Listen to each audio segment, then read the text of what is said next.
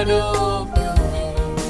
Keep me as the apple of your eye, the apple of your eye.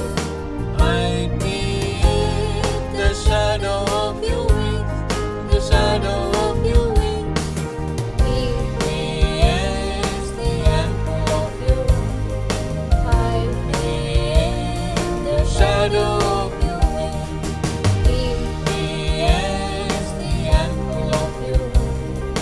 Hide me in the shadow of your wings.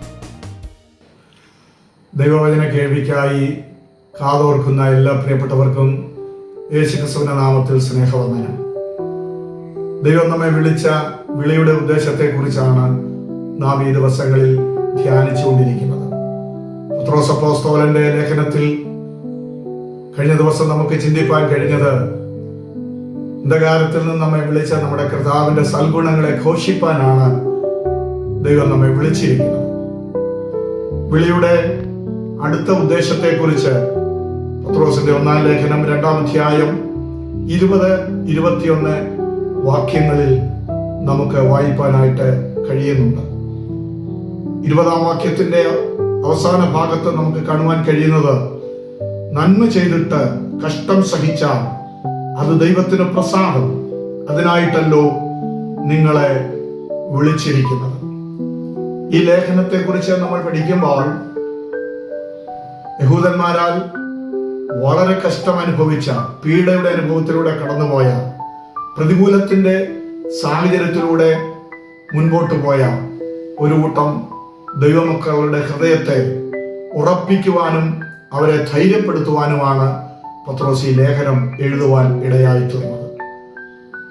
ആ ലേഖനത്തിൽ പൗലോസ് പറഞ്ഞിരിക്കുന്നത് കേവലം ഭൗതികമായ നന്മ അനുഭവിക്കുവാൻ മാത്രമല്ല ദൈവം നമ്മെ വിളിച്ചിരിക്കുന്നത്, മറിച്ച് ജീവിതത്തിൽ കഷ്ടതകൾ വരുമ്പോൾ, വേദനകൾ വരുമ്പോൾ, ഉപദ്രവങ്ങൾ വരുമ്പോൾ, ഞെരുക്കങ്ങൾ വരുമ്പോൾ ക്ഷീണിച്ചു പോകാതെ, തളർന്നു പോകാതെ, സന്തോഷത്തോടെ കഷ്ടത സഹിക്കുവാൻ നമുക്കിടയായിത്തീരണം.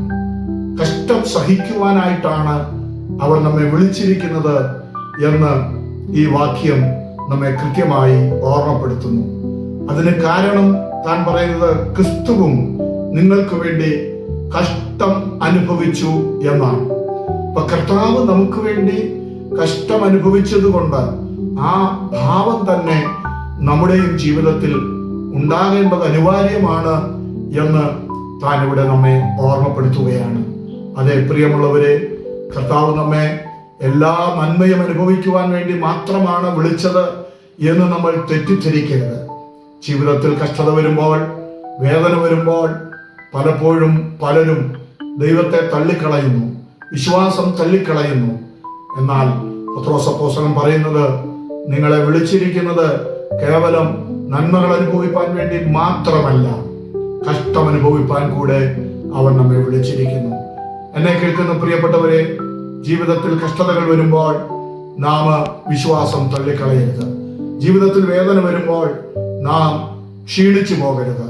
നമുക്ക് മുൻപേ കഷ്ടം അനുഭവിച്ച നമ്മുടെ കർത്താവിനെ നോക്കിക്കൊണ്ട് വിശ്വാസത്തിന്റെ ഓട്ടം സ്ഥിരതയോടെ ഓടുവാൻ ദൈവസന്നിധിയിൽ നമുക്ക് സമർപ്പിക്കാം, പ്രാർത്ഥിക്കാം. കർത്താവേ, ഞങ്ങളുടെ ജീവിതത്തിൽ കഷ്ടത വരുമ്പോൾ അങ്ങേ തള്ളിക്കളയുവാൻ, വിശ്വാസം ത്യജിച്ചു കളയുവാൻ ഒരിക്കലും ഇടയാകരുതേ. ഹൃദയത്തിൽ ധൈര്യമുള്ളവരായി കർത്താവിന് വേണ്ടി കഷ്ടം സന്തോഷത്തോടെ സഹിപ്പാൻ കേൾവിക്കാരെ എല്ലാം സഹായിക്കണം. നമ്മുടെ നാമത്തിൽ അവരെ അനുഗ്രഹിച്ച് പ്രാർത്ഥിക്കുന്നു, യേശു ക്രിസ്തുവിൻ നാമത്തിൽ തന്നെ. Amen, amen. Thank you. God bless U.